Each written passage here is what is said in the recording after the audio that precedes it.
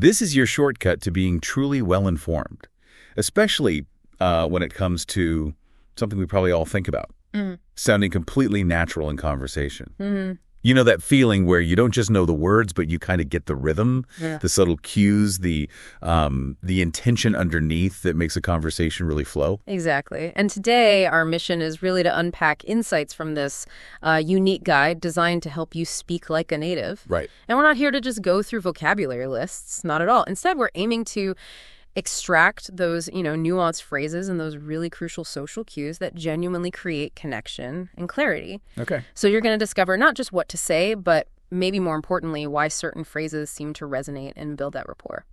Okay, so get ready for some, hopefully, aha moments. We're going to walk you through some pretty practical scenarios, revealing the specific language choices that can really transform hesitant speakers into more confident, fluid communicators. This deep dive is for anyone who's maybe felt like, okay, I know the grammar, I know the words, but something's still missing when it comes to that effortless, natural English. Yeah, that missing piece. Exactly. We're giving you the tools to go beyond just the basic phrases, hopefully avoid that feeling of information overload, and just feel genuinely well equipped.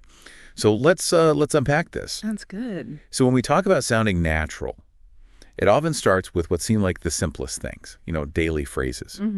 We heard from someone, Mark, who moved to London from Canada. Now, he understood English perfectly fine, but he told us he really struggled to just sort of join conversations easily. Right, that's a common feeling. Yeah, he knew the words, but the feel of natural interaction just wasn't quite there for him. And what really helped him break through that, apparently, was practicing simple, consistent daily phrases with his wife, Anna. Ah, that's interesting. It's often not about a lack of vocabulary, is it? It's more about that situational confidence. So every morning, Mark would make a point of saying, "Good morning. How did you sleep?" Now, that sounds incredibly basic, right? Super basic. But the power is in the routine.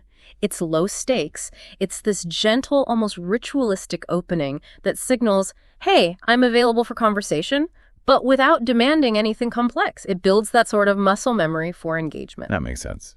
It lowers the pressure. It does. And it raises an important question.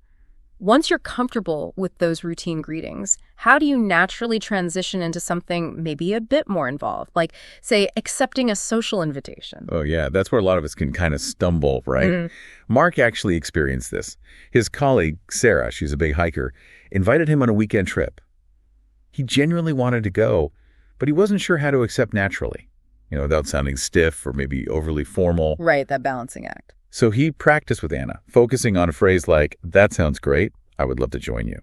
Simple enough. And when he finally used it with Sarah, she apparently just smiled really warmly, and he felt this genuine sense of belonging. The key there seems to be the "I would love to" part. Yeah, it conveys more than just agreement. Right. It shows enthusiasm, a personal desire to be there, which is, well, it's pretty important for building rapport. Absolutely. And you can apply this too. Imagine you're inviting someone for a walk. Would you like to go for a walk with me after dinner? Pretty standard. Okay. And if they accept, you might respond with something like, "Oh, great. I'm glad you think so. The weather is perfect tonight. I'm glad you think so."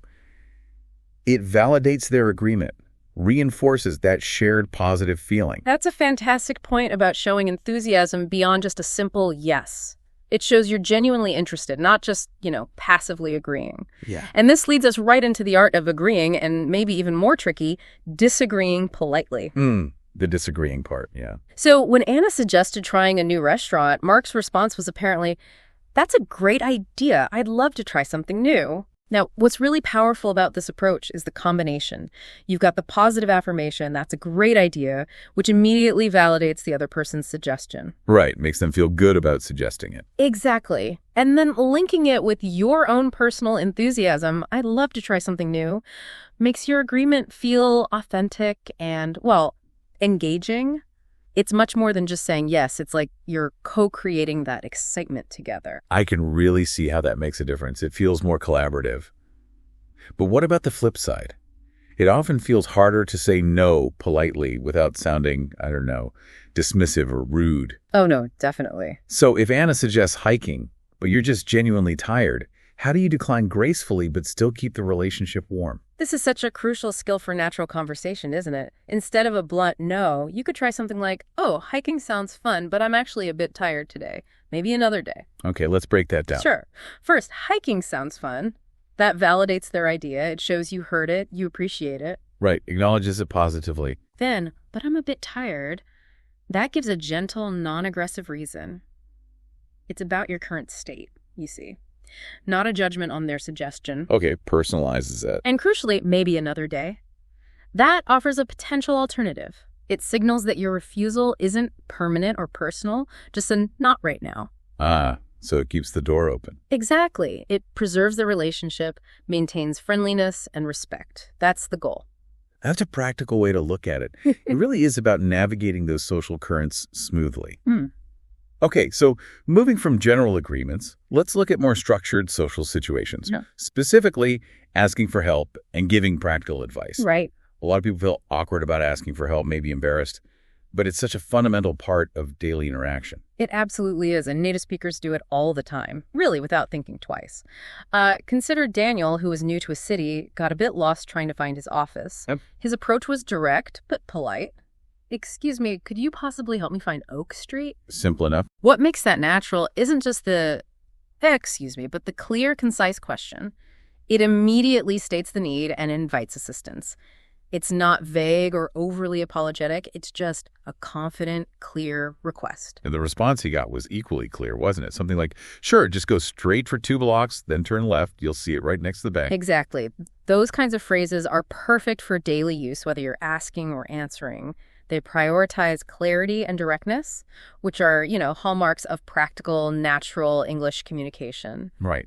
So beyond directions, how do we offer support when someone seems, say, overwhelmed, or maybe they've made a mistake? This is where empathy really comes in. It warms up the advice. So when Daniel's colleague Emily felt overwhelmed at work, he didn't just say, oh, don't worry about it. Yeah. Instead, he offered a tangible solution with empathy. Maybe you could try making a list and just do one thing at a time. That usually helps me stay focused. That helps me stay focused. Yes. That phrase personalizes the advice. It makes it relatable, less prescriptive. It's not telling her what to do, but sharing a strategy that works for him. That feels much less like a command. Right. And similarly, if your friend James is maybe struggling while cooking, instead of just pointing out his error, you could say something like, oh, don't worry, James. Everyone makes mistakes at first. Maybe try using a timer next time. That might help. Okay, so the everyone makes mistakes part is key. Absolutely. It normalizes the experience, takes the sting out of it, making the advice that follows much easier to accept. It really shows how understanding makes advice feel genuinely supportive and, welcoming. So empathy first, then a gentle, practical suggestion. I really like that. It feels much more effective than just a, pat on the back. Definitely. What about in more professional settings? Or even shared household tasks? Does the same principle apply? The principles extend pretty seamlessly, yeah. Take Michael, a new employee, unsure how to complete a report. His approach to his manager, Mr. Clark, was excellent. Mr. Clark, I'm not quite sure how to complete this report. Could you perhaps show me what to do? Okay, very clear. It clearly identifies the problem and proposes a collaborative solution, show me. And the manager's response, of course, Michael, let me walk you through it step by step, is equally natural. It acknowledges the request, affirms willingness, and outlines a clear action. Right. This isn't just about getting tasks done. It's about building effective working relationships through clear communication. That clarity and willingness to guide. Yeah. Yeah, incredibly useful, especially in new situations. And it applies at home, too, right? Like the example with Linda and the leaky tap. Exactly. If Linda says, this tap is still leaking even after I tightened it, John can offer diagnostic advice that's collaborative and practical. Okay. Let's turn off the water supply first. Maybe the washer inside needs to be replaced. See, it's about being clear about the next steps and working together on the problem. Absolutely. And when it comes to, say, polite refusals or maybe encouraging someone who's feeling unsure, the approach needs to be just as considered. Oh, yeah. If you need to politely refuse a request, you could try something like, oh, I'd love to help with that, but I actually already have something planned then. Could we maybe do it tomorrow instead? Again, with the validation first, I'd love to help. Right. Then the gentle reason, and crucially, offering a concrete alternative. It maintains that friendliness and shows you're not just blowing them off. So it's finding that yes, just not right now, feeling rather than a hard no. Okay. And for encouragement, Yeah. what's a natural way to boost someone's confidence? Like Thomas, who was nervous about giving a speech. Yeah, a good example. You could say something supportive like, hey, you can do it, Thomas. Just try speaking slowly and clearly. Honestly, everyone will understand you. Maybe try practicing in front of a mirror first. That sometimes helps. Okay, that sequence seems really effective. It is, because it starts with strong affirmation. You can do it. Then gives actionable, simple advice. Speak slowly and clearly, offers reassurance about the audience, everyone will understand you, and finishes with a concrete, low-pressure practice tip. Try practicing in front of a mirror. Right. It feels supportive, practical, and genuinely encouraging. Exactly. It builds that support and confidence in a very direct, helpful way. Okay, great. Let's shift gears a bit now to expressing opinions, agreeing, and just generally building conversations. This is really the bread and butter of daily chat, isn't it? It absolutely is. And clarity in expressing your view and agreeing with others is just foundational. Right. So when James suggests visiting a new park, he might say, I think we should visit that new park that opened last month. It looks really nice. Okay, simple start. And Laura's reply could be, oh, I agree. I've heard it has beautiful walking paths and even a small cafe. It sounds like a perfect place to relax. And then James might just confirm with a simple, exactly. Okay, so the phrases, I think we should, and I agree are direct. But what makes it flow there is how Laura adds more detail and enthusiasm. Precisely. She adds information, I've heard, and personal feeling, it sounds like, which then invites James to confirm with exactly. It's not just an exchange of static opinions, they're building on the idea together. That's a great illustration, building on an idea, not just stating one. But what if you have a different opinion? That can feel awkward, disagreeing. It can, and that's where politeness and acknowledging the other person's perspective become really vital. So if Laura says, I don't know if the park is such a good idea, it might be really crowded on the weekend. Okay, valid concern. James shouldn't just dismiss her. He shows respect by acknowledging her point first. Yeah, that's a good point. Then he offers a potential solution that addresses her specific concern. Maybe we should try going early in the morning then, to avoid the main crowd. Ah, okay. So acknowledge, then propose a tweak. Exactly. This allows for a respectful exchange. Differing opinions can lead to a compromise or a revised plan rather than just conflict. That makes sense. Validate their concern before proposing a modification. I like that approach. What if the difference in opinion is more about, say, a personal preference? Ah, a classic scenario. Maybe Anna likes the new office layout, saying, oh, I like it. It feels more open and bright. Okay. David, however, responds with, I'm not so sure. I think it's actually a bit noisy now. And Anna could reply, oh, I understand what you mean. Maybe we could use headphones if it gets too distracting. Okay, so I'm not sure is a softer disagreement. Right. It signals a preference rather than a hard rejection. And Anna's, I understand, before her solution shows empathy and that willingness to find common ground. This kind of exchange conveys politeness and respect for different viewpoints, stopping it from turning into a debate. It's those subtle little phrases, isn't it? They really smooth out the potential bumps in the conversation. They really do. So how do you invite others to share their opinions, rather than just stating your own all the time? Well, asking for input directly is a great start. Like Sophie asking her husband, so what did you think of the dinner I made tonight? It's an open invitation, creating space for his thoughts. Right.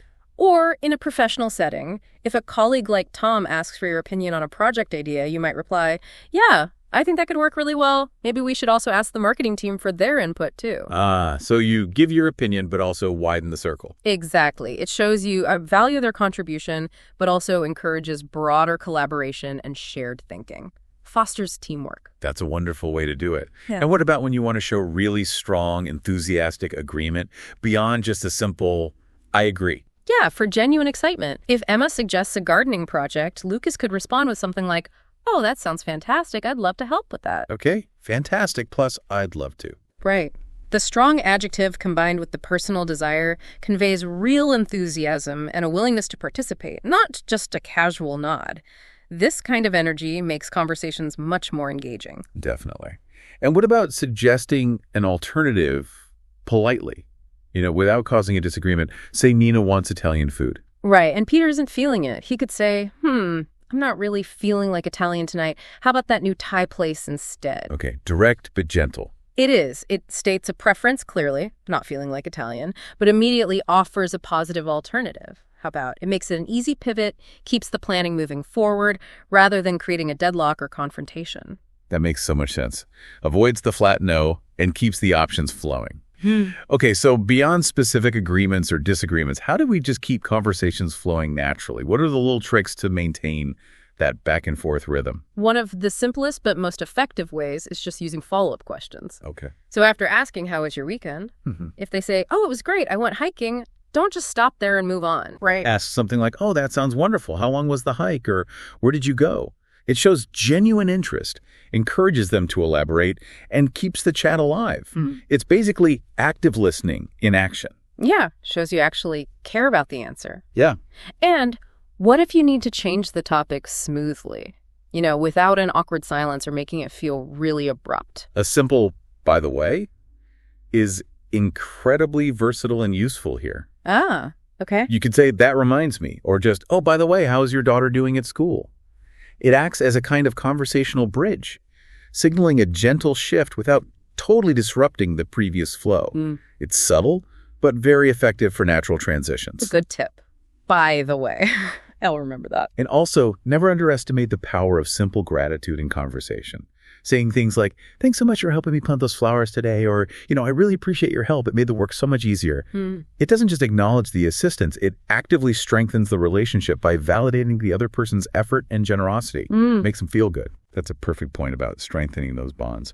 Okay, and finally, for this section, how do you politely end a conversation, without making it feel like you're desperately trying to escape or rushing away? Yeah, the graceful exit, a phrase like, well, it was really great talking to you, Ben. I actually have to run now, but let's definitely catch up again soon, works really well. Okay, break that down too. Sure. It starts by affirming the positive interaction. It was great talking to you. Then it states your need to leave clearly but politely, I have to go now or I have to run. And then, crucially, it offers a future connection. Let's catch up again soon. Ah, the forward-looking part. Exactly. This leaves a positive final impression and keeps the door open for future interaction rather than just an abrupt, awkward departure. Right. Okay, let's move into a really crucial area for connection, I think. Understanding and sharing emotions. This is often where conversations become truly meaningful, isn't it? Absolutely. It's where real bonding happens. So how do we naturally express how we're feeling, and maybe just as importantly, respond with genuine comfort when someone else does? Well, it often starts with simple, direct statements about your own feelings. You might say something like, I'm feeling a bit tired today. It was a really long day at work. Okay, just being open. Yeah, honest and open. And then the empathetic response is absolutely crucial for connections. Something like, oh, I understand. I felt exactly the same this morning, but actually, after a short walk, I felt a bit better. Okay, so I understand first. Yes, that validates their feeling immediately. Then, sharing your own similar experience, I felt the same, builds that instant rapport. Creates common ground. Exactly. And then offering a very gentle suggestion based on your experience after a short walk, I felt better, provides a soft, non-prescriptive piece of advice. It's not telling them what to do, just sharing what worked for you. That kind of understanding, that shared experience, can be so incredibly reassuring, can't it? It really can. Okay, what if someone expresses worry, say, about an upcoming meeting or presentation? Yeah, common scenario. If someone says, oh, I'm a little worried about the meeting tomorrow, you can counter that with reassurance that actually normalizes their feeling. How so? By saying something like, oh, that's totally normal to feel that way. But listen, you've prepared really well. Just take a deep breath and try to stay calm. The that's normal part is key. It's incredibly powerful because it validates their anxiety, removes any potential self-judgment they might be feeling, and then combining practical advice, take a deep breath, stay calm, with affirmation, you've prepared well, really helps build their confidence. This kind of support is just fundamental to natural, caring conversations. I can really feel the difference that makes. It's much more supportive than just, don't worry. Much more. Okay, and on the brighter side, how do we express happiness or offer praise in a way that truly resonates and feels genuine? Well, when someone shares good news, like, I was really happy to hear the good news from work today, your response can actually amplify their joy. Laura's response in the guide was great. Oh, that's wonderful. You absolutely deserve it after all your hard work. I like that. wonderful, and you deserve it. Exactly. It uses a strong positive adjective, wonderful, and then it directly links their success to their effort. You deserve it after all your hard work. That makes the praise feel deeply personal and authentic. Yeah, it makes them feel really seen and appreciated. Precisely. It strengthens the relationship. And similarly, when dealing with tougher emotions like loneliness, if someone like Helen says, I've been feeling a bit lonely since my children moved away, a supportive reply is key. What would that sound like? Something combining empathy with a gentle, actionable suggestion. Oh, Helen, I'm really sorry to hear that. That must be tough. I wonder, maybe you could join the local community group. They seem to do lots of activities. So empathy first. I'm sorry to hear that. Then a soft suggestion. Exactly. That blend of empathy and practical, optional solutions is so important. Okay. And how about just simply asking about feelings or maybe expressing disappointment calmly? Well, politely asking, how are you feeling today, is a good start. And if the answer isn't great, following up with, oh, I understand. Look, if you need any help or just want to chat, please just let me know, opens the door for support without being intrusive. Right. It's an invitation, not an interrogation. Exactly. And when expressing disappointment yourself, keeping calm is vital. Saying, I was a bit disappointed that the meeting was canceled at the last minute is direct, but not accusatory. Right. And then a constructive response from the other person could be something like, yeah, I know it's frustrating, isn't it? But hey, maybe we can use the extra time now to prepare even better for when it's rescheduled. That shifts the focus from the negative event to a positive, actionable outcome. Right. Turning a negative into a potential positive. It's all about navigating those emotions with real care. Mm-hmm. And for the more positive emotions, how do we share excitement or pride naturally? Oh, very simply, usually. I'm really excited about our upcoming vacation. Is a clear, enthusiastic statement that just naturally invites shared joy or questions. Yeah, opens the door for them to ask about it. Right, and when you express pride, like, I'm just so proud of my son for doing so well in school this term, it allows for shared positive feelings and celebrates achievements. These kinds of statements really build positive connections. Okay. And finally, in this emotional space, when you need support, when you're feeling overwhelmed, how do you ask for it naturally without feeling, burdensome? It takes a bit of vulnerability, but being direct is often best. You could say something like, I'm feeling a little overwhelmed with work lately. Okay, simple and honest. Yeah. And a truly natural, supportive response from a friend or colleague might be a direct offer. Oh, really? Look, I'm here if you want to talk it through or if there's anything I can do to help, seriously. This makes the offer concrete and actionable. Takes the guesswork out for the person asking. Exactly. And always remember to express gratitude for that support later. Hey, thank you so much again for helping me with the housework today. I really appreciate it. This reinforces the positive interaction. Good point. And maybe just one last one. Expressing relief. Saying something like, "Whew, I'm so relieved that the test results came back normal," shows how you process and share the positive outcome of a stressful situation. And it invites others to share in your sense of calm. Yeah, closes the loop on that shared worry, perhaps. Okay, fantastic.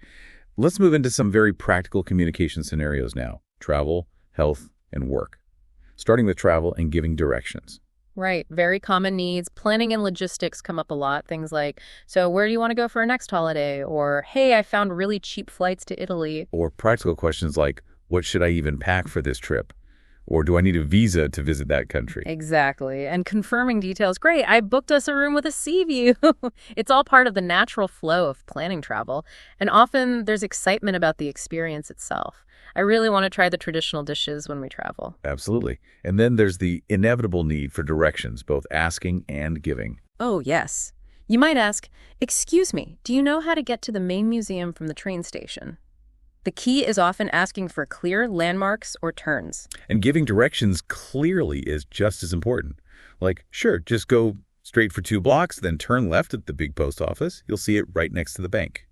Using those landmarks. Precisely. Or, excuse me, can you tell me how to get to the city library? And the answer might involve distance. Yeah, it's about a 10-minute walk that way. Keep going until you see the big church. It's just past that on your right. Okay. Or describing a route for guests coming to your house. Just tell them to take a taxi from the airport, and after about 15 minutes, they'll see a big gas station on the left. Our house is just past the gas station on the right. Very specific. Yeah, specificity helps. And navigating public transport, too. Do you know which bus number goes to the town center? Or what time does the last bus leave from the city center? Practical stuff? And what about when you're actually lost? A simple, polite, "Excuse me, I'm a little bit lost. Can you help me find the city hall?" usually works wonders. People are generally happy to help. Discussing distances, too. Is the train station far from here? No, it's only about a 10-minute walk. Or costs. How much does a taxi usually cost from the airport to downtown? Well, it's typically around $20. And sometimes handling travel problems comes up. My flight was delayed for 3 hours. Oh no, did the airline provide food or anything? Yeah, they gave us some meal vouchers, thankfully. Sharing experiences afterwards is also key. My last trip to the countryside was just amazing. Oh yeah. What did you like most about it? Definitely the fresh air and just how quiet and peaceful it was. And talking about the practicalities like budgeting. Yeah, traveling can be expensive, but planning ahead really helps save money. Definitely. Booking early and using a public transport is usually much cheaper. Or preferences. I actually prefer traveling with friends. It feels more fun and maybe safer. Yeah, you can share expenses and create memories together. And even learning a few phrases beforehand. I'm trying to learn some basic phrases before visiting Japan. Oh, that's a great idea. It really helps with communication and shows respect. Yeah, I've heard locals really appreciate it. And acknowledging challenges, too. Sometimes I get a bit homesick during long trips. Yeah, I find staying busy helps distract me. Okay, let's switch to health and visiting the doctor. Another area full of specific, necessary phrases. Right. Discussing symptoms is obviously key. Yeah, I wasn't feeling well last week. I had a headache and a really sore throat. The doctor gave me some medicine. We're describing current symptoms. I've been coughing quite a lot for about 3 days now. Oh dear. Do you have a fever or any other symptoms? No, thankfully, just the cough and feeling a bit tired. And understanding medication instructions. Did the doctor give you any medicine? Yes, I have to take these pills twice a day. Okay, make sure you finish the full course, even if you start feeling better. Good advice. Health insurance often comes up too. Do you have health insurance? It really helps cover the costs of doctor visits and medicine. And making appointments. Hi, I'd like to make an appointment to see Dr. Smith, please. Is there possibly an opening on Thursday morning? Sharing health advice received. Yeah, the doctor told me I really need to drink more water and just get more rest. Or describing injuries. Ouch, I hurt my ankle while walking yesterday. Oh no. Did you see a doctor? Yes, the doctor said it's just a sprain and gave me some exercises to do. Finding services. Excuse me, where can I get my blood pressure checked around here?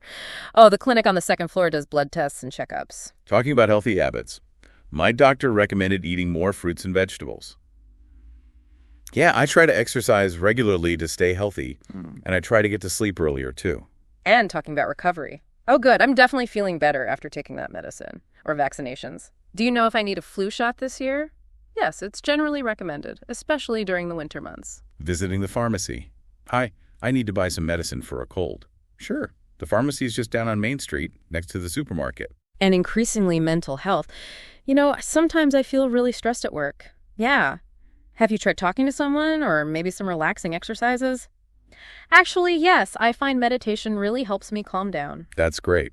Okay, last practical area.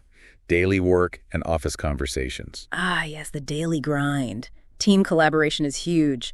Okay, team, I have a meeting with marketing at 10 a.m. Do you want to join? We're going to discuss the new ad campaign and plan the next steps. Or simple requests. Hey, can you send me that report by the end of the day, please? Sure, I'm working on it now. Should be finished soon. Or dividing work. Okay, we need to divide the tasks for this new project. I can handle the research part if you like. Scheduling is constant. Could you please schedule a client meeting for Wednesday afternoon? Okay, I'll check the calendar now and confirm the time. I'll make sure to send out the invitations too. Dealing with deadlines and challenges.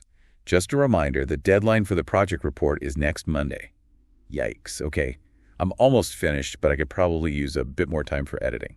Okay, well, try to complete it by Friday if possible. Or admitting struggles. I'm finding it a bit difficult to meet all these deadlines lately. Okay, well, maybe you could ask for some help, or perhaps try prioritizing your tasks differently. Asking for help specifically. Hey, sorry to bother you, but could you help me with this spreadsheet? I'm not quite sure about these formulas. Work-life balance discussions. I usually take a quick coffee break around 3 p.m. Yeah, I prefer a short walk outside. Both really help refresh the mind, don't they? Or just talking about hours. I usually start work around 9 a.m. and finish about 5 p.m. Yeah, my hours are a bit more flexible, but I generally work about 8 hours a day. Dealing with office issues? The printer isn't working properly again. Oh, okay. I'll call the technician to come and fix it. Professional development comes up. Yeah. Are there any training sessions scheduled this month? Yes, actually, there's a workshop on communication skills next week. Giving positive feedback. Hey, just wanted to say your work on that last project was really excellent. Clarifying responsibilities. So, my job mainly includes managing all the social media accounts, Okay. and I'm primarily responsible for customer support queries. The importance of communication itself. Clear communication is so important in our team. Absolutely. It really helps prevent misunderstandings. And project updates. Yeah. So how's the project progressing? Good, yeah. We've completed the first phase, and we've just started on the second. Okay, one final quick topic, food and cooking. Always a good conversation starter. Absolutely. Planning meals. So, what should we cook for dinner tonight? How about spaghetti with tomato sauce? Easy and quick. Grocery shopping. Right, we need to buy some vegetables for the week. Let's definitely get tomatoes, onions, and carrots. Okay, and don't forget garlic and potatoes. Talking about cooking skills, I'm trying to learn how to bake bread at the moment. Oh, wow, how's it going? It takes time, but it's actually very rewarding when it works out. Sharing recipes. The soup is amazing. Can you teach me how to make your chicken soup sometime? Sure. First, you just need good chicken, some vegetables, and the right spices. Favorite foods. So what's your absolute favorite food? Ooh, tough question. I think I love grilled fish with lemon the most. Kitchen tools chat. Do you have a really good non-stick frying pan you'd recommend? Yes, this one's great. It's super easy to clean. Different cooking methods. I usually bake chicken, but sometimes I grill it. Yeah, grilling gives it such a nice smoky flavor, doesn't it? Meal prep talk. I always prepare my lunch the night before. Oh, that's smart. It must save so much time in the morning. Spices are always interesting. What spices do you usually use for your curry? Well, I always use turmeric, cumin, and coriander as a base. Overcoming cooking difficulties. I find it so hard to cook rice perfectly. It's always either sticky or burnt. Haha, that happens. Maybe next time try using a lower heat and just cook it more slowly. And desserts, of course. My favorite dessert has to be apple pie with vanilla ice cream. Good choice. I think I'm more of a chocolate cake person myself. Cooking for picky eaters. My children really only like simple meals like pasta and rice. Yeah, I try to sneak vegetables in without them noticing. And finally, trying new things. I really like trying new recipes from different countries. Me too. It helps you learn about other cultures, doesn't it? Yeah, food really connects people everywhere. It really does. Okay, so we've journeyed through the subtle, but wow, really powerful world of natural English conversation. From those simple greetings and graceful social interactions, all the way to expressing opinions and navigating deep emotions, and even these practical daily scenarios. The nuggets of knowledge we've extracted today, they aren't just isolated phrases, are they? They feel more like blueprints for building genuine connection and deeper understanding. That's a great way to put it. So, what does this all mean for you, the listener? Well, hopefully, you now have a more comprehensive toolkit of phrases and insights, carefully curated to help you speak with more confidence and clarity, really in any situation. Yeah. It's about more than just understanding the dictionary definitions of words. It's about understanding those unspoken rules of interaction and the warmth and rapport they can create when you use them effectively. So maybe consider this as a final thought.